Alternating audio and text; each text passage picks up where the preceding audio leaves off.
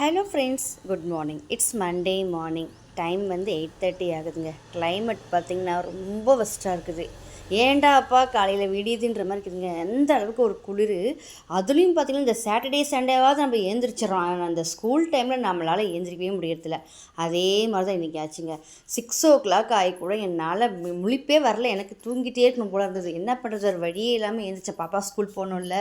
So காலையில் எழுந்திரிச்சு first வேலையாக வந்து ரைஸ் வச்சுட்டு, பாப்பா வந்து இன்றைக்கி கேரட் ரைஸ் கேட்டால். ஸோ ஒரு சிம்பிளான ரெசிபி தான் இன்றைக்கி. மார்னிங் டிஃபனும் சரி, லஞ்சும் சரி சிம்பிளாக செஞ்சு முடிச்சிட்டேன்.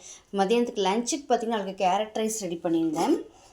ஸோ கேரட் ரைஸ் ரெடி பண்ணி தட்டை வச்சா போதுமா எனக்குன்ட்டா. ஸோ ஓகே, மதியானம் லஞ்சு பேக் பண்ணியாச்சு.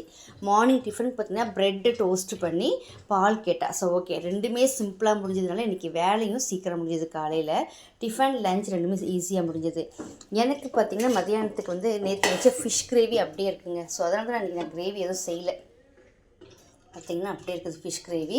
ஸோ அதனால் நான் எதுவும் செய்யலை. இன்னும் குழம்பு செஞ்சால் அதுவும் திரும்ப வேஸ்ட் ஆகுமேனு இன்றைக்கி ஃபுல்லாகவே இந்த ஃபிஷ் கிரேவி வச்சு ரன் பண்ணிடலான்னு பிளான் பண்ணியாச்சு. பாப்பாவுக்கு லஞ்சுக்கு வந்து கேரட் ரைஸ் வச்சு அனுப்பிட்டேன். நைட்டு வந்தாங்கன்னா இட்லி போட்டு மீன் குழம்பு கொடுத்தோன்னா சாப்பிட்டுக்குவா. எனக்கு கொஞ்சம் ரைஸ் இருக்குது, கேரட் ரைஸ் கொஞ்சம் இருக்குது.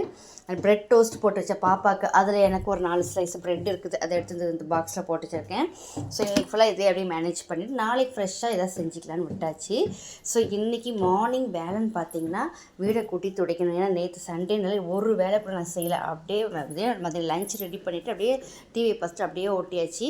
ஸோ இன்றைக்கி வேலைன்னு கொஞ்சம் பாத்திரத்தை கழுவிட்டு அதுக்கப்புறம் வீடை கூட்டி துடைக்கிறது தாங்க இன்றைக்கி பெரிய வேலை. ஏன்னா நேற்று ஃபிஷ்ஷு செஞ்சதுனால வீடே ஒரே ஸ்மெல் வேறு. அதுவும் இல்லாமல் இந்த மழை காலத்துக்கு ஃபிஷ்ஷு செஞ்சோன்னு வைங்களேன், ஸ்மெல் கண்டிப்பாக ஜாஸ்தியாக தான் இருக்கும். ஸோ இன்றைக்கி எல்லாம் வீடெல்லாம் கூட்டி நல்லா கொஞ்சம் பெனாயிலாம் போட்டு துடைச்சி விட்டுட்டோன்னு வைங்களேன், அந்த ஃபிஷ்ஷு ஸ்மெல் போயிடும். கிளைமேட் பார்த்திங்கன்னா எனக்கு ரொம்ப டல்லாக தான் இருக்குது. நல்ல வேலை நேற்று நான் துணியெல்லாம் துவைச்சி போட்டுட்டேன். நேற்றாவது கொஞ்சம் ஓரளவுக்கு வெயில் இருந்தது. ஆனால் இன்றைக்கி சுத்தமாக வெயிலே காணும். ஸோ துணி வேலையும் நேற்றே முடிஞ்சதுனால இன்றைக்கி துணி துவைக்கிற வேலையும் இல்லை. ஸோ இன்றைக்கிட்டே இப்படி தாங்க ஸ்டார்ட் ஆகுது. மதியம் லஞ்சு மார்னிங் டிஃபன் ரொம்ப சிம்பிளாக முடிச்சாச்சு. நைட்டுக்கு மாவு மட்டும் வாங்கி இட்லி மட்டும் ஊற்றிட்டு அந்த மீன் குழம்பை வச்சு மேனேஜ் பண்ணிட வேண்டியதான். நாளைக்கு ஃப்ரெஷ்ஷாக ஏதாவது கிரேவி பண்ணிக்கலான்னு விட்டாச்சுங்க.